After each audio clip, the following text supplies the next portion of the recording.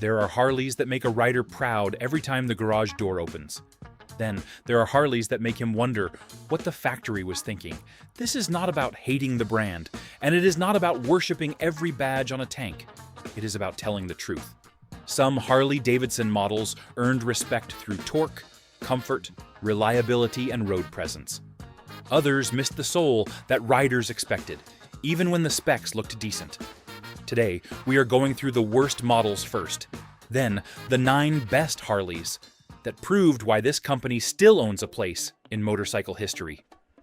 Watch this all the way through, because by the end, you will see exactly which Harleys protected the legacy and which ones nearly damaged it. Let's start with the worst bikes. Number 5. Harley Davidson Street 500.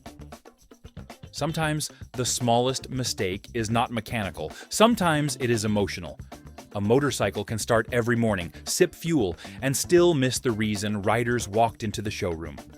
The Street 500 was built as an entry door. New riders needed something approachable and manageable. Riding schools needed a machine that would not scare beginners away. On paper, that mission made sense. The problem was the feeling. The Street did not carry the heavy heartbeat many riders expected from the badge. It felt practical before it felt proud. For a brand built on rumble, metal, and presence, that is hard to forgive. Nobody should mock the rider who learned on one. The issue is that a gateway bike must make a man want to keep walking deeper into the brand. This one often felt like a rented room, not a first garage memory. Its value was real in traffic, parking lots, and training courses. Yet long-term desire never matched the name on the tank. Older riders saw it as too quiet. Younger riders could find sharper options elsewhere. That left the Street stuck in a narrow lane, built around a 494 cubic centimeter liquid-cooled Revolution X V-twin engine. It made about 33 horsepower and 29.5 pound-feet of torque. Used front and rear disc brakes with optional anti-lock braking system.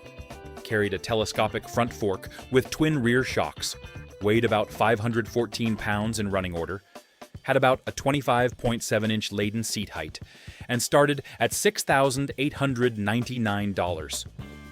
Number 4. Harley Davidson Street, Rod 750. Sharper handling can hide a deeper problem. A bike may lean harder, stop better, and look tougher, yet still leave riders wondering who it was built for. The Street Rod tried to bring muscle into the smaller platform. It sat taller, breathed better, and carried a more aggressive stance than the Street 500. That was the right direction on paper. Still, the feeling never fully settled. Traditional riders looked at it and saw a machine too urban, too narrow, and too far from the old heavyweight rhythm. Younger performance riders saw the badge, the weight, and the price, then compared it to sharper machines. That left the Street Rod trapped between two garages. It was not relaxed enough for old-school cruising, and not light enough to scare sport bikes. A motorcycle can survive modest power, but it struggles when the rider cannot explain its purpose. There was respect in the attempt. The Street Rod proved the company knew the smaller platform needed more bite. Yet bite without identity rarely builds loyalty, especially among riders who judge a machine by how it feels after the showroom shine fades. The sharper small platform Harley used a 749 cubic centimeter liquid-cooled Revolution X V-twin engine, made about 70 horsepower and 47 pound-feet of torque, used dual front disc brakes and a rear disc with anti-lock braking system, carried an inverted front fork with piggyback rear shocks, weighed about 525 pounds in running order, had about a 30.1-inch unladen seat height, and started around $8,699. A taller gamble waits ahead, where ambition met a market that does not forgive doubt. Number 3. Harley Davidson Pan America 1250 Special. Adventure riding tests, promises far from help. Out there, a badge means little if the rider starts doubting electronics, heat, fuel delivery, or dealer support. The Pan America was a serious swing. and deserves respect. It brought real power, tall road confidence, and ambition into a company known for cruisers. That move took nerve. The problem was trust. Adventure riders are a hard crowd. Many have crossed deserts, mountain passes, gravel roads, and empty highways where a weak part can ruin more than a weekend. The Pan America entered that world carrying big expectations. Early owner concerns around software, sensors, starting behavior, heat, and first-year refinement gave skeptics questions. Some issues were fixable, but first impressions travel fast. For older riders, the concern was different. They could respect the engineering and still wonder whether this tall, complex machine belonged beside a Road King or Ultra. It was not a failure of courage. It was a fight for credibility. That is why it belongs here. Not because it lacked ability, but because adventure machines must earn trust before loyalty. The Pan America had muscle, yet confidence takes miles. Its adventure-focused hardware centered on a 1,252 cubic centimeter Revolution Max V twin engine, making 150 horsepower and about 94 pound-feet of torque. It used Brembo front and rear disc brakes, with cornering enhanced anti-lock braking system, carried semi-active front and rear suspension, weighed about 569 pounds in running order, had about a 31.1-inch laden seat height, and started around $20,000. A different misfit follows, built with strength that still divided the faithful. Number 2. Harley Davidson V-Rod Muscle. Raw power can win respect without winning the room. Some machines prove the engineers were awake, yet leave old riders feeling like something sacred got pushed aside. The muscle had that problem. It was fast, planted, and built with real intent. The liquid-cooled Revolution engine pulled hard, revved clean, and gave the factory a performance image it rarely owned. From a garage perspective, there was plenty to admire. The motor felt tough. The stance looked mean. The rear tire, long frame, and drag strip attitude gave it a presence no soft cruiser could fake. Still, many faithful riders never warmed to it. They wanted air-cooled pulse, low-end shake, and that familiar mechanical rhythm at idle. The muscle gave them speed, but not the memory they came for. Performance riders had their own doubts. It was heavy, long, and more comfortable blasting straight than carving tight back roads.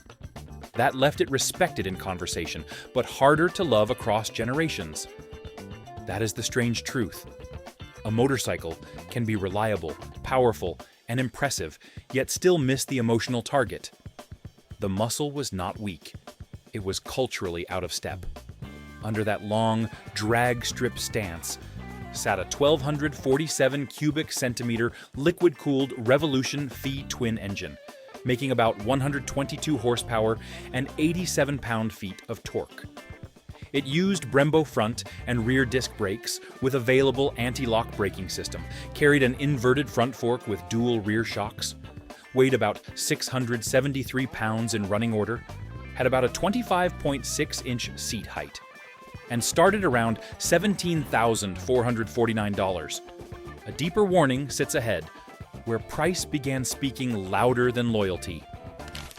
Number 1. Harley Davidson CVO Road Glide RR. There is a point where exclusivity stops feeling like pride and starts feeling like distance. That line arrived with the RR. The RR is not weak. It is a factory-built statement with race influence, carbon fiber attitude, and more muscle than most bagger riders will ever use. On a road, it looks like a trophy with handlebars. That is the problem.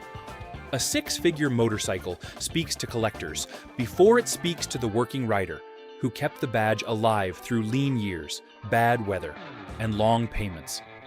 The RR may be rare, powerful, and finished, yet it feels miles away from the men who remember when a big twin was something you saved for, repaired yourself, and rode until the seat knew your shape. This is not anger at performance. Performance belongs in the story. The concern is what happens when the company's loudest message becomes exclusivity instead of usefulness, comfort, durability, and road-earned value. Plenty of riders will admire the RR from across a showroom floor. Far fewer will see their own life in it. That matters, because legacy is strongest when riders can still reach it. The race-bred bagger carried a 2147 cubic centimeter high-output V-twin engine, making 153 horsepower and 150 pound-feet of torque.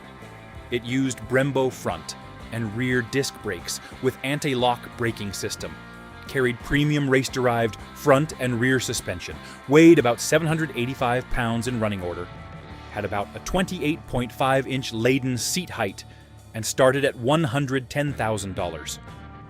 The mistakes are clear. The real legends begin where trust returns. A bad Harley matters because the good ones matter even more. Riders do not stay loyal to this brand because every machine was perfect. They stay because some motorcycles earned trust the hard way, through cold starts, cross-country miles, roadside repairs, and years of proving themselves long after the showroom shine disappeared. The machines ahead did more than sell well. They carried the sound, feel, and spirit that made riders defend the badge in the first place. Number 9. Harley Davidson Iron 883. Some motorcycles earn respect by staying honest. They do not need giant engines, chrome overload, or touring trunks. They just need enough character to make a rider feel the garage still belongs to him. The Iron 883 did that with simple muscle and blacked-out attitude. It was not built to outrun big twins. It was built to make ownership feel possible for riders who wanted the badge without needing a banker's permission. That mattered. A lot of men started on smaller machines, then worked their way up. This one gave that same doorway a darker, tougher shape. It felt like a bike you could wrench on, personalize, and ride without explaining yourself. The real charm was its blank canvas nature. Change the pipes, swap the seat, adjust the bars, and the whole personality shifted. That kind of garage freedom is part of the old culture. It had limits, and honest riders knew them. The suspension was basic, the power was modest, and highway comfort was not its strongest card. Still, it carried more soul than many cleaner, faster machines in the same price class for riders. This stripped-down Sportster relied on an 883 cubic centimeter air-cooled Evolution V-twin engine, making about 59 horsepower and 53.8 pound-feet of torque.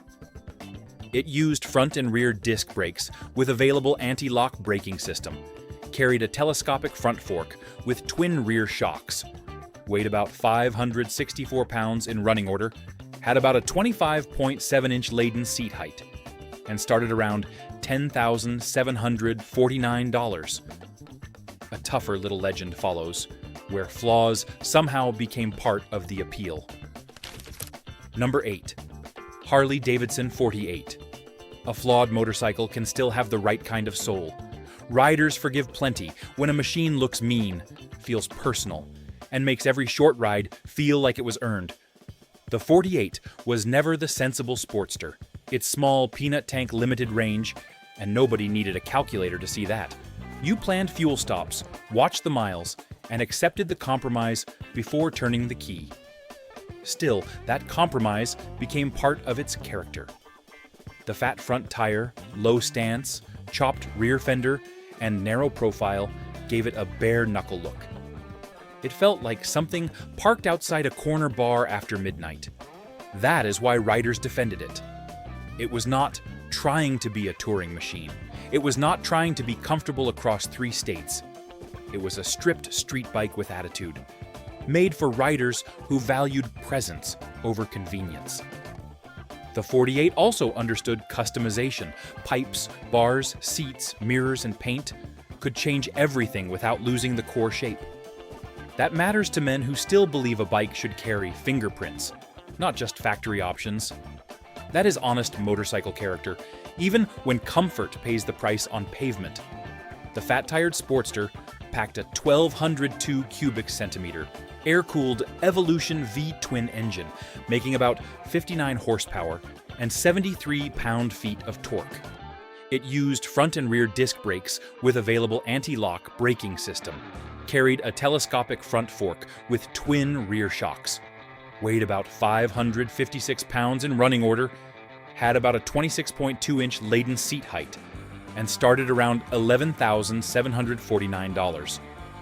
A more modern fighter follows, carrying the Sportster name into a harder argument. Number 7. Harley Davidson Sportster S. Sometimes a name survives by changing shape. That can bother riders who remember the old rhythm, yet it also proves the factory still knows how to build something with teeth. The Sportster S carries one of the heaviest names. For decades, Sportsters were simple, stubborn, and easy to personalize. This version came in lower, wider, and far more modern than many loyal riders expected. That is where the argument starts. Some men look at it and miss the air-cooled shake, the narrow tank, and the mechanical honesty of older Sportsters. They are not wrong to feel that. Memories matter. Still, the Sportster S deserves its place because it gave the name real performance again. It pulls hard, stops with confidence, and feels sharper than the old platform ever could. It is not a replacement for nostalgia. It is a sign that the name refused to die. The modern performance, Sportster, used a 1,252 cubic centimeter Revolution Max engine, making 121 horsepower and 93 pound-feet of torque. It used Brembo front and rear disc brakes with anti-lock braking system, carried adjustable front and rear suspension, weighed about 502 pounds in running order, had about a 28.9-inch laden seat height, and started around $16,999. A more traditional machine follows, proving memory works best when it still carries miles. Number 6. Harley Davidson Heritage. Classic 114. Old style means nothing if the bike cannot still carry a rider home, tired, warm, and satisfied. That is where the Heritage earns its respect. The Heritage Classic understands the difference between nostalgia and costume. It brings leather look bags, a detachable windshield, floorboards, and that broad-shouldered Softail stance. Without turning into a museum piece, it looks backward, yet it still works forward. That balance is important. Older riders do not need a motorcycle pretending every road is 1958. They need comfort, torque, storage, and enough wind protection to make a long Saturday feel worth the effort. The Heritage delivers that with dignity. It is low enough to feel settled, strong enough to pull 2 lanes without drama, and simple enough to avoid looking like a dashboard with wheels. There is pride in that restraint. Behind the nostalgic touring look was a 1,868 cubic centimeter Milwaukee 8 114 engine, making about 94 horsepower and 119 pound-feet of torque. It used front and rear disc brakes with anti-lock braking system, carried a dual bending valve front fork with hidden rear monoshock suspension, weighed about 728 pounds in running order, had about a 26.3-inch laden seat height, and started around $22,499. A heavier icon follows, proving presence can become its own kind of performance. Number 5. Harley Davidson Fat Boy 114. Some motorcycles do not enter a parking lot quietly. They arrive like heavy metal, rolling on its own reputation. And every rider nearby knows exactly what just showed up without reading the badge. The Fat Boy has always carried that kind of weight. Not just pounds, but presence. The solid wheels, wide front end, low seat, and thick stance made it one of the few cruisers recognizable even to people who never turned a wrench. That matters because heritage is not only measured by speed. Sometimes it is measured by the way a bike makes a man stand still for a second longer. The Fat Boy does that before the engine even fires. It is not a delicate handler, and honest riders know it. The wide tires and heavy build ask for respect in tight corners. This is a boulevard bruiser, not a lightweight backroad knife. That heavyweight cruiser stance came with an 1,868 cubic centimeter Milwaukee 8 114 engine, making about 94 horsepower and 119 pound-feet of torque. It used front and rear disc brakes with anti-lock braking system, carried a dual bending valve front fork with hidden rear monoshock suspension, weighed about 699 pounds in running order, had about a 25.9-inch laden seat height, and started around $21,999. A cleaner touring machine follows, built for riders who want distance without losing the wind. Number 4. Harley Davidson Road King Special. Some touring bikes hide the road behind plastic, speakers, and buttons. The Road King Special keeps the ride closer to your chest, where wind, torque, and distance still feel personal. The Road King Special earns respect because it does not pretend to be a rolling living room. It gives a rider hard bags, floorboards, strong road presence, and enough comfort for mileage, without burying the whole experience under a fixed fairing. That matters to men who still want to feel the machine working. You sit low, look over clean bars, and get the sense that the motorcycle is ready for another state line before breakfast. It feels honest, not over-decorated. Its appeal is restraint. The blacked-out finish gives it authority, yet the basic touring formula remains familiar. Bags for gear, torque for passing. A strong chassis for long days. Nothing about it feels confused. The stripped touring machine ran an 1,868 cubic centimeter Milwaukee 8114 engine, making about 95 horsepower and 122 pound-feet of torque. It used dual front disc brakes and a rear disc with anti-lock braking system, carried a dual bending valve front fork with rear emulsion shocks, weighed about 807 pounds in running order, had about a 26.4-inch laden seat height, and started around $24,999. A sharper highway machine follows, built for riders who measure comfort by miles survived. Number 3. Harley Davidson Road Glide. Long miles expose weak motorcycles. Wind, heat, rain, and tired shoulders tell the truth faster than any brochure, and that is where the Road Glide built its reputation. The Road Glide became a favorite because its frame-mounted fairing changes the way big touring miles feel.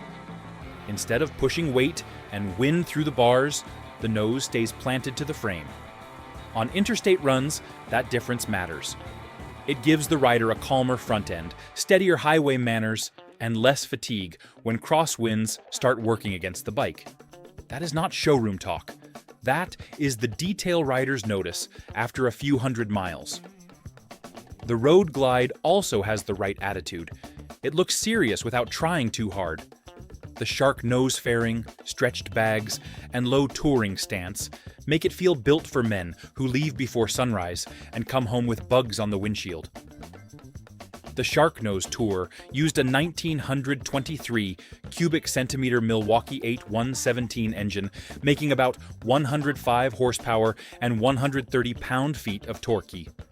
It used dual front disc brakes and a rear disc with cornering enhanced anti-lock braking system, carried a front fork with rear emulsion shocks, weighed about 838 pounds in running order, had about a 26.6-inch laden seat height, and started around $25,999.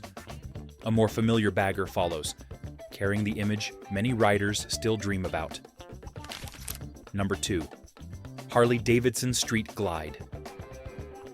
A motorcycle becomes powerful when riders stop seeing it as a model and start seeing it as a rival, earned through miles and pride. The Street Glide became the bagger many men pictured after years of work, not because it was the rarest machine or the fastest, but because it looked right from every angle. The batwing fairing, hard bags, low profile, and broad shoulders made it feel complete. That matters in touring culture. A good bagger must handle weekday pride and weekend miles. It needs enough comfort to keep a rider in the saddle, enough storage for real trips, and enough presence to make parking lots go quiet. The Street Glide also became a builder's platform. Riders changed bars, seats, pipes, wheels, lighting, paint, and audio, yet the basic shape stayed unmistakable. That is how a motorcycle becomes personal without losing its bloodline.